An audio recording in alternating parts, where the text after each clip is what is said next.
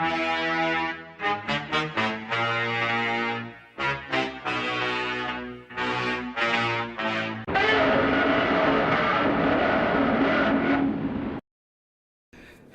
ladies and gentlemen, how's it going? Screezilla here, and I hope you're all well. And sorry for a little bit of a lack of content these last weeks. Been a little bit ill, if you haven't been following me on Discord. Anyway, we are back, and welcome to the starting guide for the British Ground Forces. Yes, we're going to be looking at the British Ground Forces today. A nation that has it's got its strengths and weaknesses, like so many, but the British it can really show. Now, as always, trying to pick a starting point for tanks is always a hard choice, but hopefully this guide will help you and help you decide on the nation that's going to suit you best, along with the other videos I've made on France, Italy and Japan. So today we're going to be looking at tank warfare for Great Britain. Now, first of all, we will be starting with the British tech tree. A little bit of talk about the British tech tree first. With a rich variety of vehicles, it can all be one of those one of the harder tech trees I find to research, mainly because the British tech tree you do rely a lot on solid armor piercing shells. There's not really anything with a HP shell in there. Sorry, HE shell in there. You don't really have armor piercing high explosive. You don't really have anything with any explosive filler inside, and this can be a bit tricky because obviously there's no boom inside the tank when you penetrate. However, the upside to this is you are able to punch through most armor in game. Any tank that really scares you, even hull down, you're most likely going to be able to go for a few of the weak points on them. The downside, as I say, is you have to be very accurate. Now, in real life, the British armor-piercing shells were highly effective. Let's just quickly look at a German Tiger, for instance. So we'll look at the Tiger 1. And what we'll do is we will grab the armor system and go to protection analysis. We'll go to Britain, like so. And we will go for the Firefly. Let's go for a Sherman Firefly. Now, with the Sherman Firefly, you've got all the armor-piercing shells, and as you can see, you've got very good armor penetration. Now, the 76mm, can't remember the poundage of it, the 76mm gun is extremely strong and capable of going through most things. 17-pounder, there we go. So, for example, if we just go with the Shot Mark 8, it's a ballistic cap, so basically it just has a little bit more point to it. And we could shoot the Tiger even angled. We're going to be able to go through some spots on this Tiger. A bit of a chance in this area here, you know, you have got... It still can be challenging to actually penetrate, but there are areas where you can penetrate on a highly angled Tiger. Whereas with other nations, you will struggle. So there's that beautiful weak spot we wanted to look at. So going through right there, just on the actual sort of corner of the armour, just underneath where it's at its weakest, and you'll see it would just go straight through and would cause an instant kill. However, if we're facing this Tiger front on, if we shoot slightly to the centre here, say, as you can see, not all crew members go down. So you'll need to put a secondary shot in there. And this is where the British guns can be troublesome, because you have to put multiple shots on target. Whereas in real life, of course, when you've got your tank has been penetrated, so let's say we penetrated the Tiger through its turret ring, the crew would bail instantly. They wouldn't stay in there anymore. Even if none of the crew got injured, they would get out of that tank very quickly because they know it's going to get penetrated again. Unfortunately, it doesn't work like that in a game, of course, because in a game, your crew don't jump out. You stay in your tank, you stay fighting. So it can really cause some problems for the British tanks and their tech trees. So as always, we're going to start with the reserve tanks. So with the reserve tanks, we've got the Tetrarch and the A13.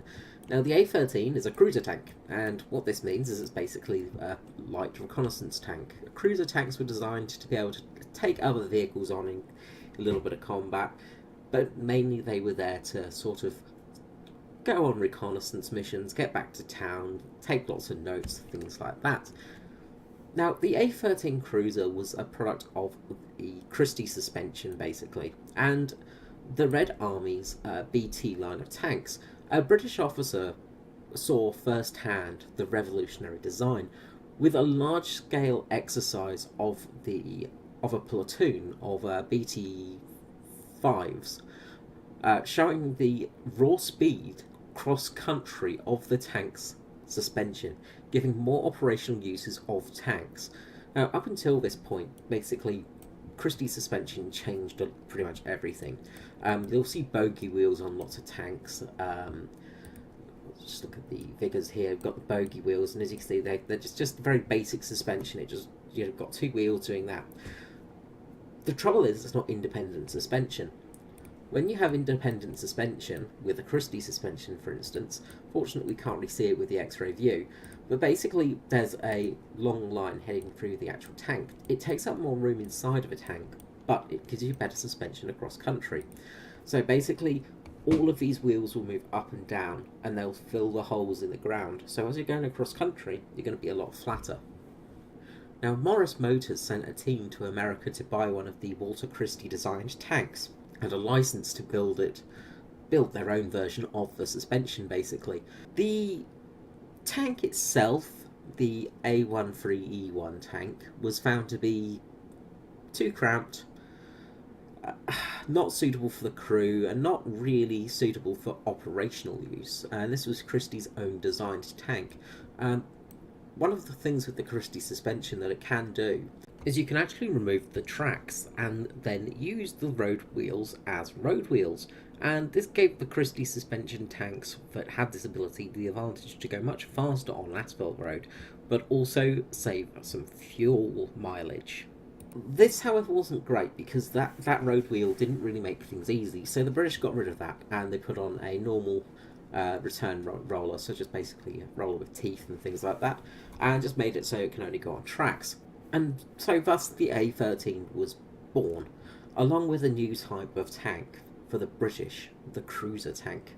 Now the cruiser, as I said, was a fast tank able to scout or move to the front line of the formation. It had a lot of good points. One large issue though with the Mark 1 was a rather cramped turret for three men to be crewing, basically. Now you have a four-man crew in the in the A13 Mark 1, and as you can see, it's a very cramped space, so you would not want to be in this thing in a military condition. Now operationally, the A13 suffered against the Panzer IIIs and Panzer IVs. However, the tank thrived once it got to the desert.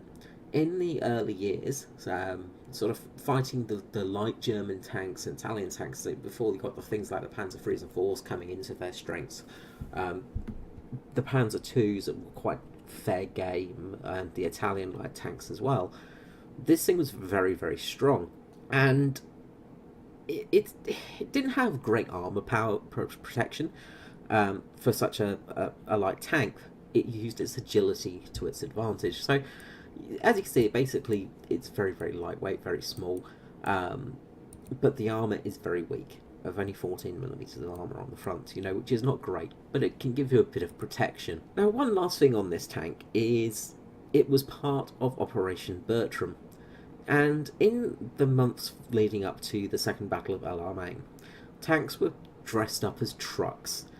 Using this cover and using it at night, they would swap parked trucks with parked tanks. So they'd have all the tanks parked to the back and then the trucks parked to the front.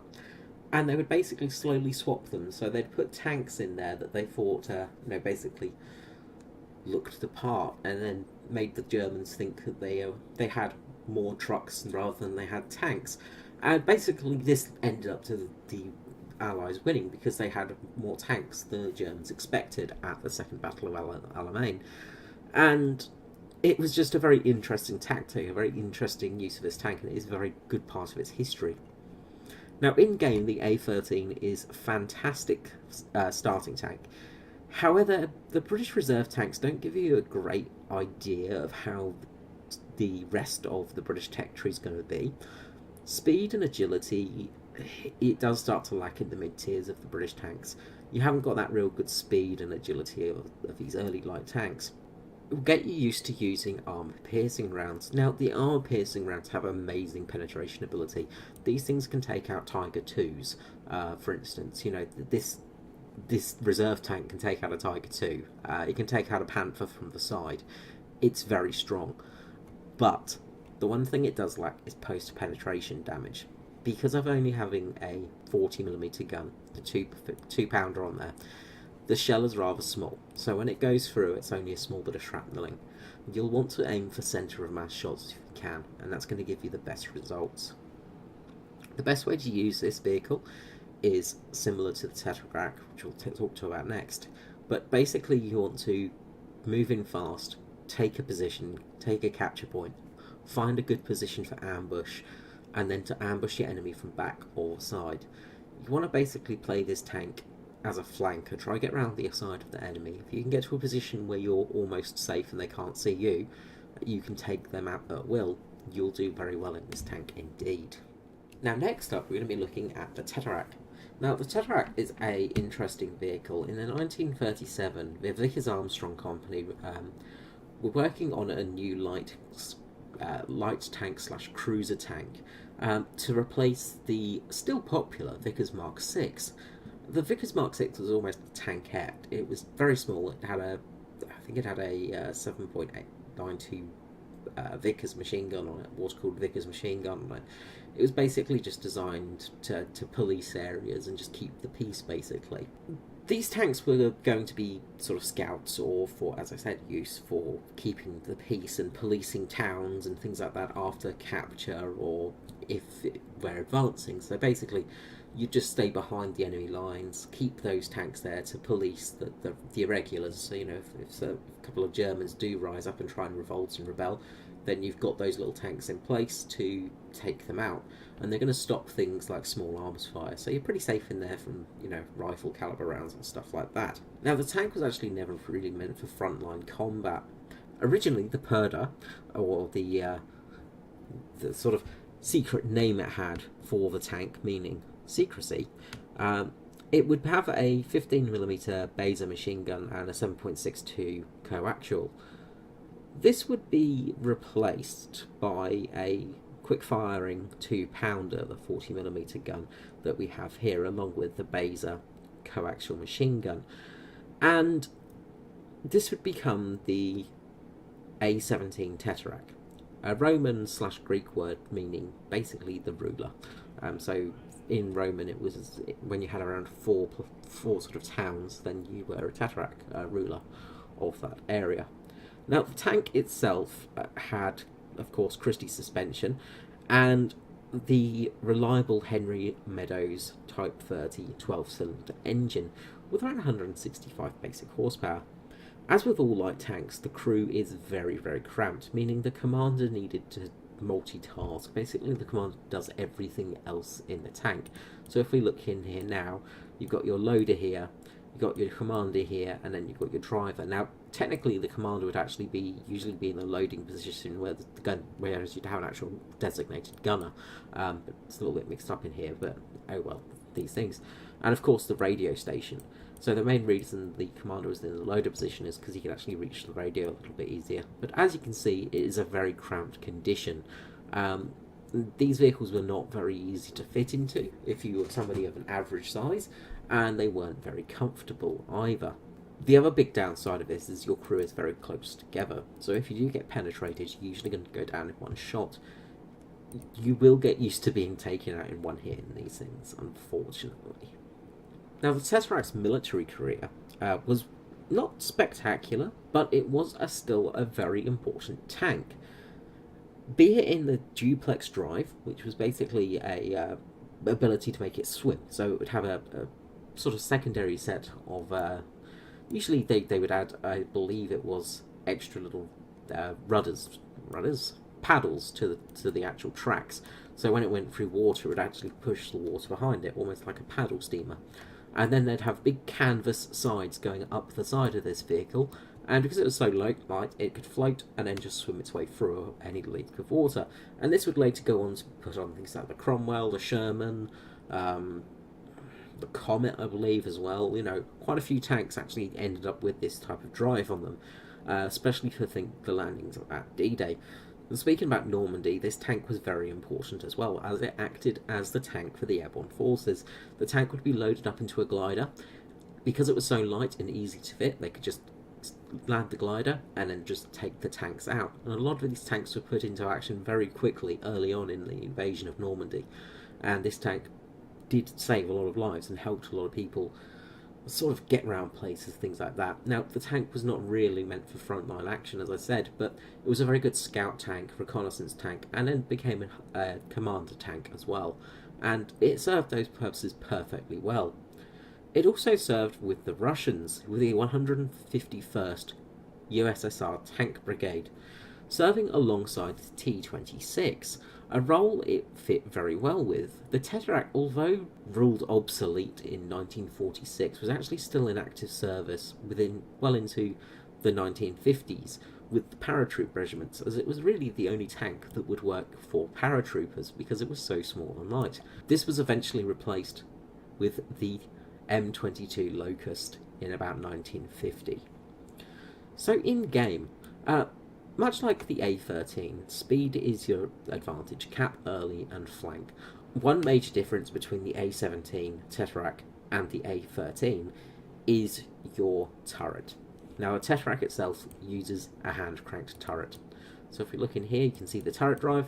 Basically it's just a little crank, you turn it, you move the turret around. With the A13, it's actually a powered turret. You press a little lever and the turret will spin very quickly. So the A13 has got much better turret rotation speed. So you do have to be aware of that using a Tesseract. It is a very slow turret rotation speed. The trouble remains with the armour as well. It is still very light. You're going to have a lot of things penetrating you with it. You do have somewhat protection at long range, but it is very limited. As you can see, you know, you're looking at about 16 to 20 millimeters of armour in most places, and this isn't enough to stop most things. It will stop some light arm fire, small arms fire, 30 caliber machine gun bullets. It will stop at long ranges, but that's about it. The other thing it has in common with the A13 is it has a terrible reverse speed, and this is something you're going to have to get used to playing British tanks, is they don't reverse well. The reverse build is a problem for many tanks, and it doesn't get much better until you finally reach things like the Centurion down here at rank 4. So, the British tech tree, well, generally always use solid shot shells, so you're going to be using AP and APDS and things like that. The rank 2 to 3 tanks can be hard to use. They generally have a good, although flat, pieces of armour on them. If we look at things like the Churchill, for instance, we'll look at the last later model. The armour is very flat, as you can see. It's very thick armour, 152 millimeters thick, and if you want to have a look at how thick that is that thick. It's a very thick piece of armour. It's very hard to penetrate these things, but because it is flat, it doesn't make it hard for things to go through. A lot of things will be able to penetrate you. So this is a problem with a lot of British tanks, is they have very flat armour, so it can be very problematic. The other thing, as I said, is the actual guns. Because you have solid shot shells, they aren't very good at post-penetration, because they lack an explosive filler. They'll go through a tank, but they won't really cause much damage inside. The anti-aircraft line as well is pretty mediocre. The Crusader Mark II AAA is actually very good. The Falcon can be okay. But I've not yet tried the Chieftain and Marksman, but considering what it is, I know what it is because I've got the Japanese variant basically. It's a decent AAA vehicle and it has got radar on it. As you get up through the tiers, of course, the tank destroyer tier line can be somewhat frustrating sometimes. You do get interesting things like the Archer, for instance, which is a tank that drives backwards. There are some interesting vehicles, and you have got a lot of heavy tanks in here as well, but they do all lack mobility. It's not until you get to things like the Chieftains and Centurions in somewhat you start to get really good MBTs. The Centurion was really the first MBT to be made, the first main battle tank, and it is very good. The counterpart, the FV 4002 is also extremely good. Things like the Vickers MBT is a fantastic tank because it's got such a good rate of fire. So there are some really good gems in this tech tree. Okay, well, we're going to take them out for one battle, obviously. So we'll take them out for a quick match, and we'll see how well we go. And here we are on Poland, so let's jump in, and we're going to take out the A13 first of all.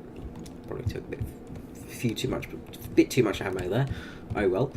So, as you can see, we've got a good little bit of speed here. So, we're with the Americans and Japanese, it looks like. Yep. Got a couple of Daimler armoured cars. And we've got a Tederact just there. So, as you can see, the cruiser tank is designed to go really fast across country. And as you can sort of see with the suspension, the Christie suspension works perfectly. You can just sort of see it bobbling up and down as you go through things, and it just helps you get a little bit more speed up, just keeps you moving, just keeps the momentum going. Now, obviously with this kind of match, we're going to have enemies quite early towards the cap point, and there's going to be Russian tanks as well, so I expect some BTs and things like that. Unfortunately, we've got the sun in our eyes as well, so that's not going to be very helpful towards us. So let's see what we can do here.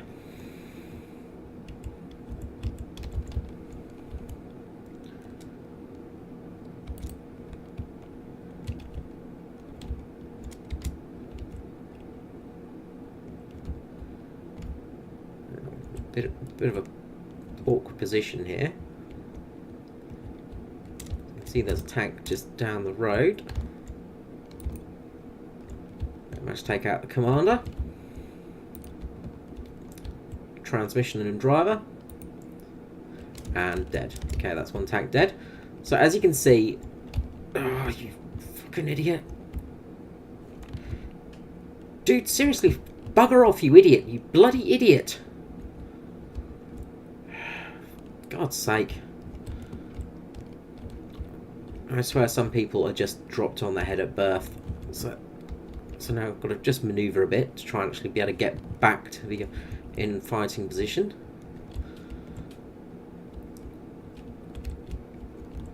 Good, that guy's dead.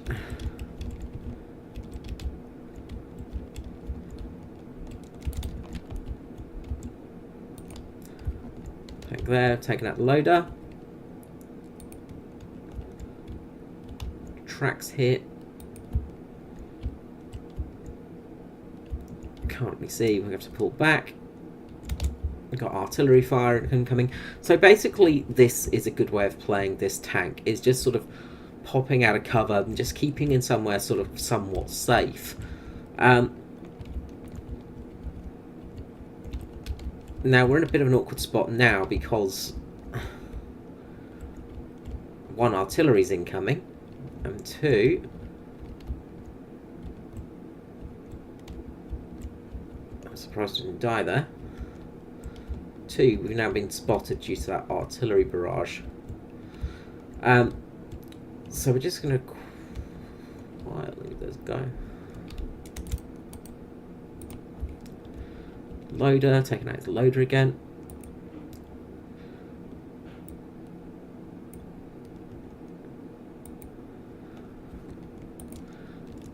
There we go, finally taken him out.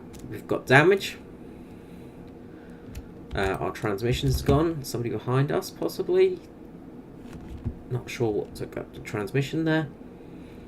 There's a tank dead front there. Go, managed to take him out. Okay, that's a good move. There's a tank. There's a AAA vehicle moving there. No, it's not. It's an actual big gunned bugger. We're just repairing though. Good, the SU's dead. Is that tank down the end of the street, or is that something else? Oh, okay, so we're going to have to try and move forwards now. So we've got a bit of damage, but we're not too bad. Things are not doing too poorly. I'm just going to want to try and do a small creeping barrage almost. Now, as you did see, we did manage to take a few shots and survive that time round, which is a good thing. But you will have to do multiple shots on target, as you can see, and it can be frustrating if you just don't get that kill instantly, because you can really struggle. Now, there's somebody to the left of us, I think, in that over there. I can see the machine gun fire now, so once that dust dies down, hopefully. Okay, they're behind the hill there. We're capping A, so we're just going to keep an eye on this hill now. See if we can't take whatever it is. But basically, this is how you sort of want to play this tank, is just keeping an eye out, trying to take anything out on flanks. It's just popped up. There we go. BT7, that's good. That's a dangerous tank, gone down. Okay, we're capping A, looking good. Things are looking good. What else have we got going on?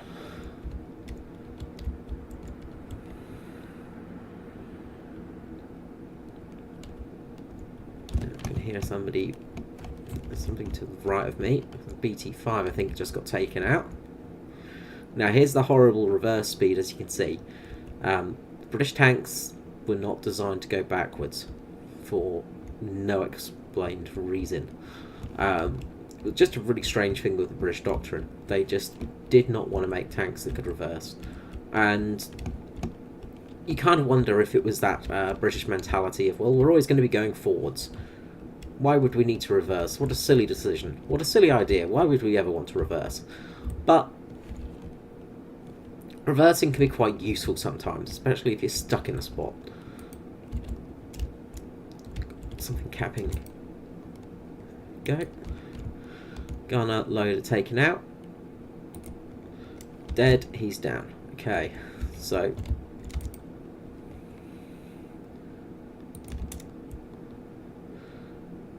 use that reverse, and as you can see, we've got a relatively good reload speed on this tank. One of the things about the 40mm or the 2-pounder is it's a quick firing 2-pounder, so that means it's quick to fire. So it's very easy to reload, very quick to reload, and that really does help you. Now, the actual elevation on this gun is designed to basically the actual shoulder of your gunner.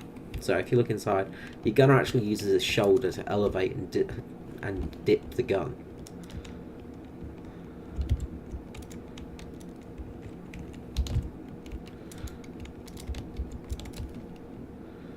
There we go, 3 elevations back on. So we'll stick in our position. Now we've got to bear in mind that there could be something coming to the right of us. Down this street, so we'll reverse up a little bit so we can get a bit of a look-see-do on what's going on over here, because there's definitely a tank over this side somewhere. Now, this tank does have somewhat neutral steering, which is quite good. It's not perfect, but oh crap, there is a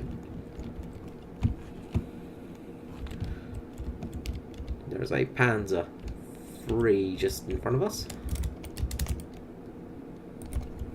and managed to get us before we could take the shot off. Okay, so Panzer IIIB managed to get us there, so not too bad. 6 kills, no deaths.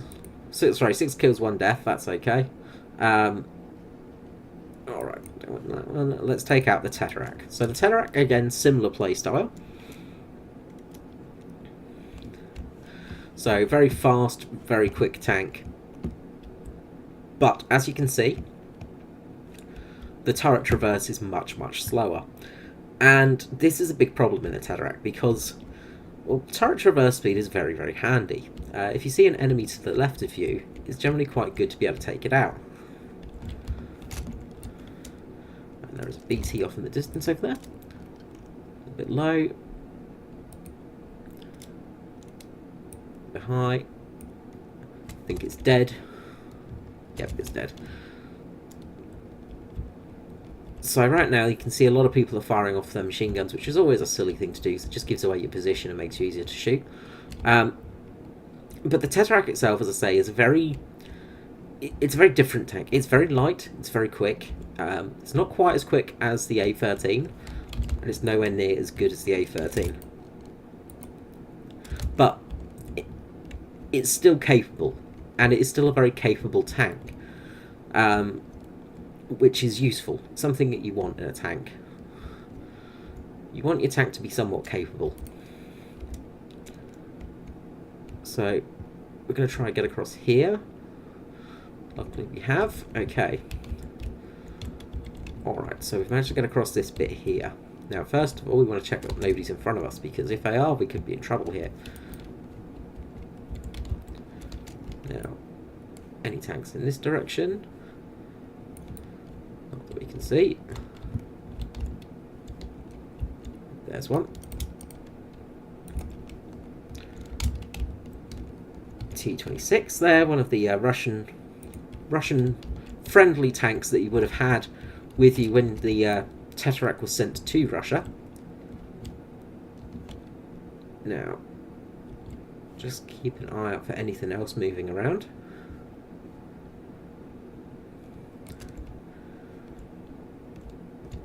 As I said, because you lack that movement on your turret, you can be pretty vulnerable sometimes, especially if you get outflanked by an enemy.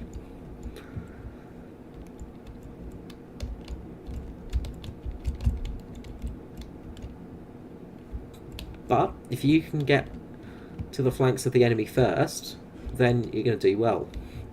Now, another problem with these sort of light tanks is they generally have trouble breaking through things. And Panzer II did manage to kill us there, so yes. As you can see, the 20mm machine gun just went straight through us, and that's, again, one of the big issues of this Tesseract, because it just doesn't have that armour to help you out, which is a real shame, because it just needs that little bit of extra armour. Now, we've got the option of a plane or taking out the Vickers AAA carriage here, so we'll take out the Vickers AAA carriage just because it is silly. But one reason I want to do this is because this is the predecessor to both the Tesseract and the A13. So this is the original. Basically, this is the Vickers Mark 6 light tank. And as you can see, it's got bogey suspension. It's very small, very light, very rickety. Crew inside of just two. Just got a guy on top with many machine guns. Lots and lots of Vickers machine guns. And this thing's designed to take down planes, of course.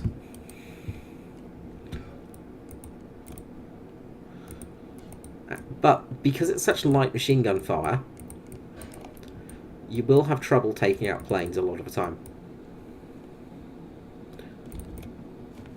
There we go, we managed to get one at least. Because you do need a lot of machine guns to get through the planes. Now, hopefully we're going to win this game. It would be nice. We're just going to try and find ourselves a nice little position just to sort of stay safe somewhat. And it's a bit hard when you're actually into the sun because it just doesn't help you. One of the problems with this thing is, though, because it is light 7.62mm machine gun, it doesn't really penetrate anything. So the only things you can kill with it are basically anti-aircraft trucks. So AA trucks, things like that, you can go through. Anything else, you're a bit stuck, because as you can see, you've only got around about 9mm of penetration at any range. So it can be a bit problematic. Now we're going to plane up. There you are.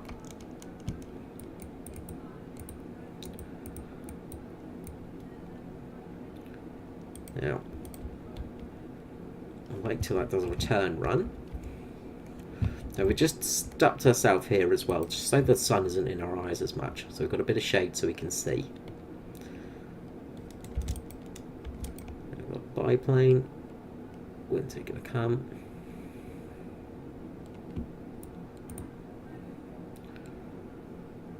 Got a few hits.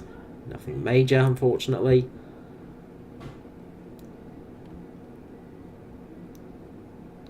But it looks like he's been taken down, so that's quite good news. So it looks like we're going to get a win here on this this game, this match even. Words fail me. So it looks like we're going to get a win here. Now, As I said, the British tech tree can be pretty tricky sometimes. It's not the easiest tech tree to live with, and it can be very frustrating sometimes because there are so many good tanks in it that just have problems. For instance, the Churchill. The Churchill, if it had sloped armour, could be amazing. But it didn't, because the British tanked as a doctrine. It makes things very frustrating because the British were very stuck in their ways with tanks, and this meant that their tanks tended to be a little bit odd, a bit quirky. Now, you had things like the Sherman tank and the T-34, which were great mass-produced sort of tanks and were great. But they weren't quite there. But then finally Britain got it right at the end with the Centurion, or Chieftain. Centurion or Chieftain. But they got it right towards the end and managed to really get the tank doctrine right and actually have a tank that can reverse and do everything. So not a bad game there. Nine ground kills, 1 air kill. I'll take that. So anyway, the British tech tree. Good luck on starting it. I hope you enjoy it. I hope you've enjoyed this video. Comment, subscribe, all of those usual things, and I will see you all next time. Thank you so much. Bye bye.